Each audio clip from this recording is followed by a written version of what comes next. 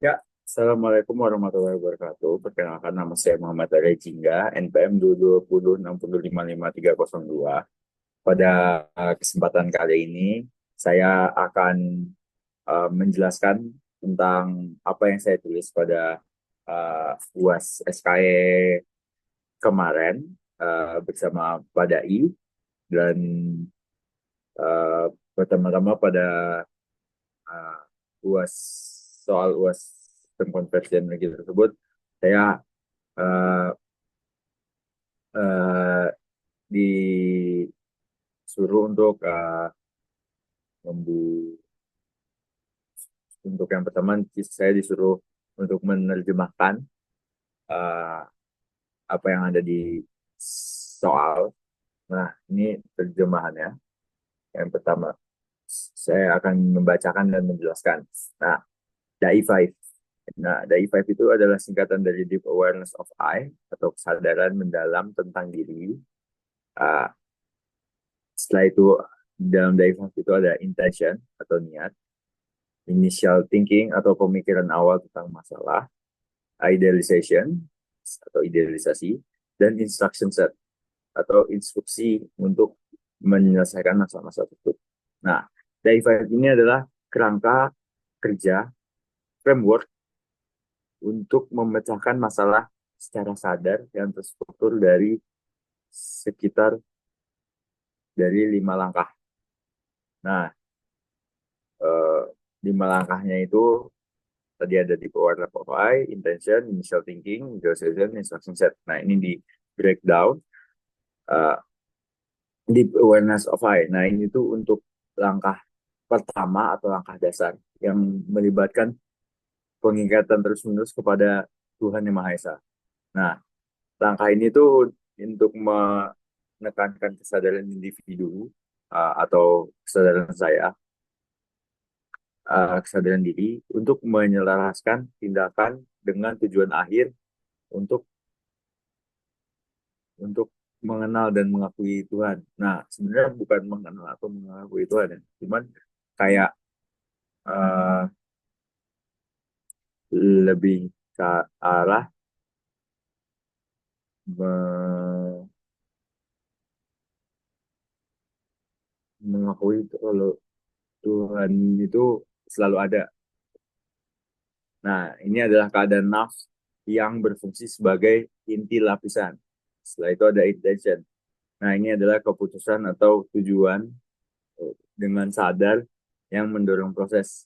Nah, ini berasal dari hati yang berfungsi sebagai hardware yang mengkodekan niat untuk seluruh kerangka kerja. Nah, niat ini memastikan bahwa setiap proses pemecahan masalah atau problem solving itu align uh, with God, sejalan, selaras dengan kehendak Sang Pencipta. Nah, setelah itu ada initial thinking atau uh, rumusan masalah. Nah, langkah ini tuh mencakup analisis dalam pemahaman tentang masalahnya. Nah, ini kita harus memastikan kalau kita tuh paham tentang sifat dan akar penyebabnya. Kita harus paham mendalam. Setelah itu ada idealization. Nah, pada langkah ini asumsi itu dibuat untuk menyederhanakan dan memodelkan masalah serta memastikan mereka dapat diandalkan secara realistis, selaras, dan prinsip-prinsip yang ditetapkan dalam niat. Setelah itu ada instruction set. Nah, instruction set itu mencakup prosedur, langkah, dan metode literatif untuk menerapkan solusi dengan niat yang terus-menerus memandu tindakan sepanjang eksekusi. Nah, selama instruction set itu intention sama initial thinkingnya, intention sama deep awareness of I-nya itu nggak boleh lepas. Jadi harus kokoh terus. Nah, rangka ini itu untuk menekankan keterlibatan dengan tujuan yang lebih tinggi dan mengintegrasikan kesadaran teknis dan spiritual. Nah, rangka ini tuh berbeda dengan rangka tradisional lainnya karena fokusnya pada niat dan lapisan inti kesadaran. Nah, setelah itu ada kita harus uh, menjawab atau mengintegrasikan DAI5 dengan 33 kriteria evaluasi DAI5 kepada tugas besar saya. Nah, uh,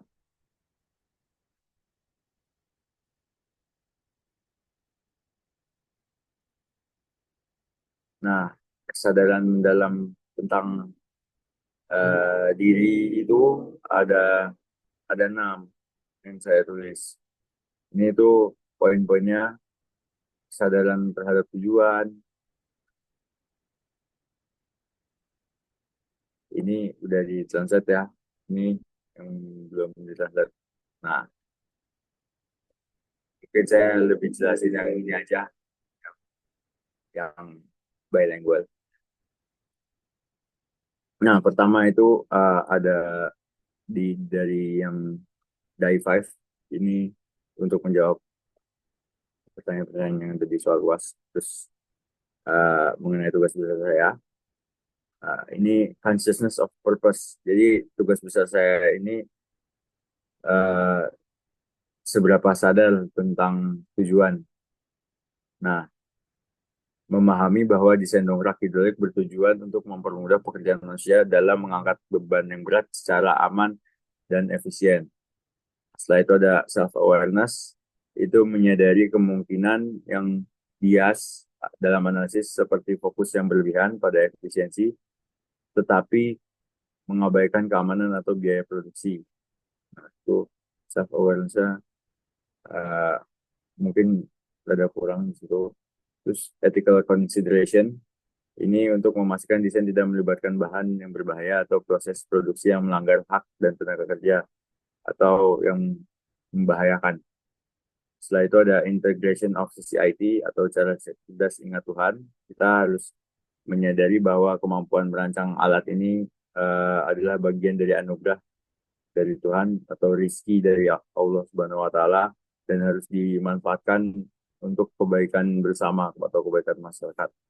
Setelah itu ada critical reflection. Ini tuh menghubungkan manfaat dongkrak hidrolik dengan penggunaan resiko cedera pada pekerja serta atau pada pemakai serta dampak positifnya terhadap keselamatan.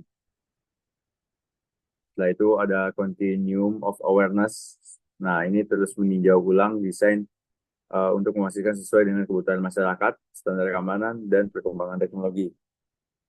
Setelah itu masuk ke bagian yang intention. Yang pertama ada clarity of intent.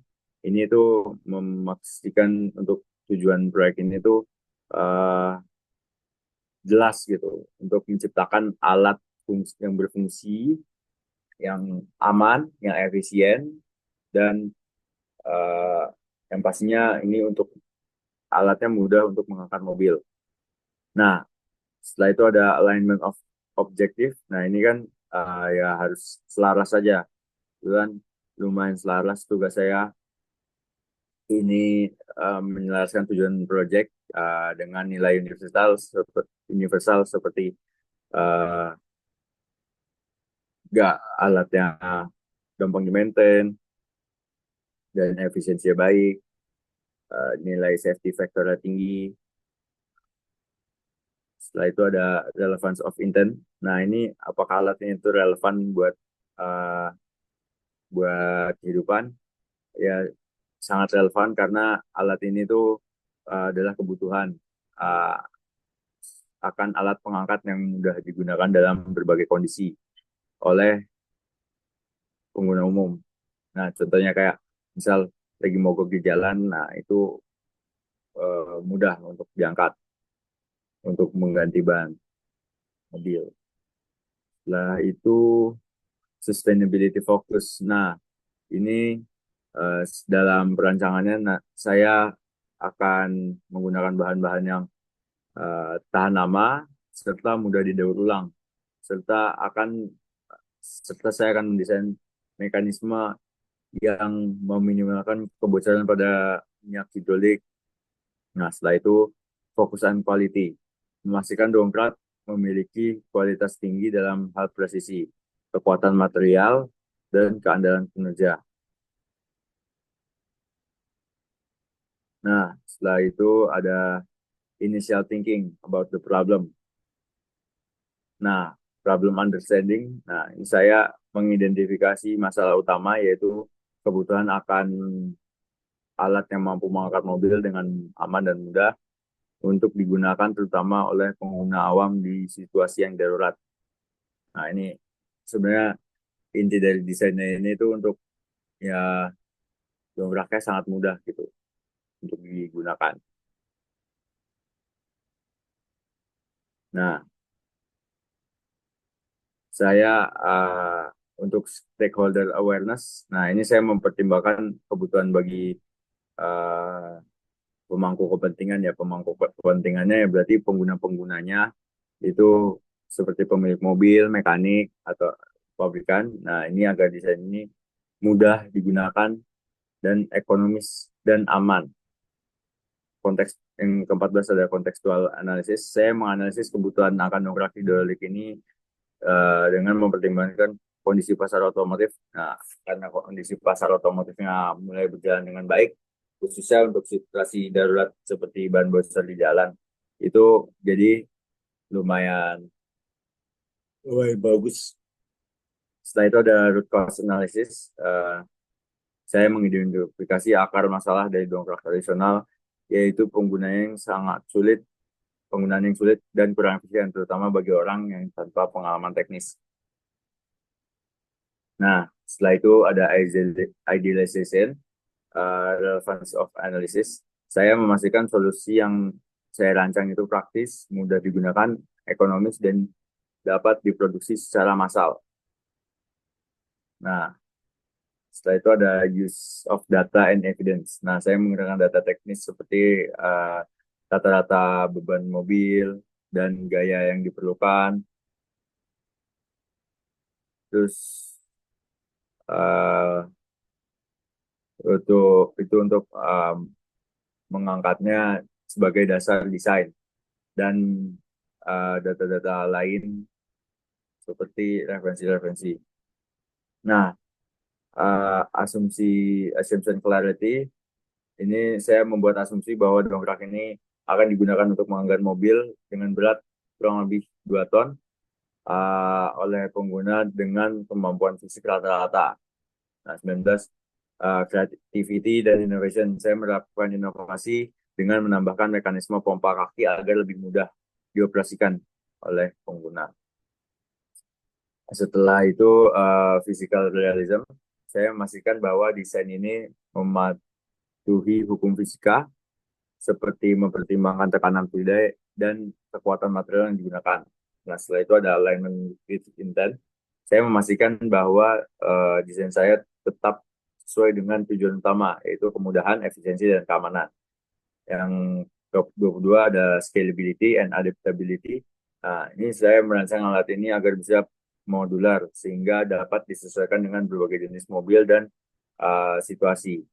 Simplicity and elegance, saya uh, belum belum tahu ya bahwa desainnya ini sebenarnya sederhana, ringan, dan akan mudah digunakan tanpa mengorbankan kinerja atau keamanannya.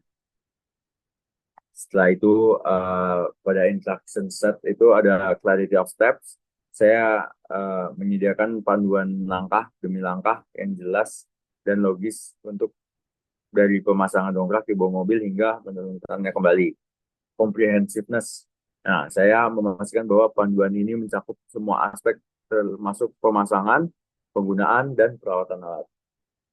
Setelah itu ada physical interpretation.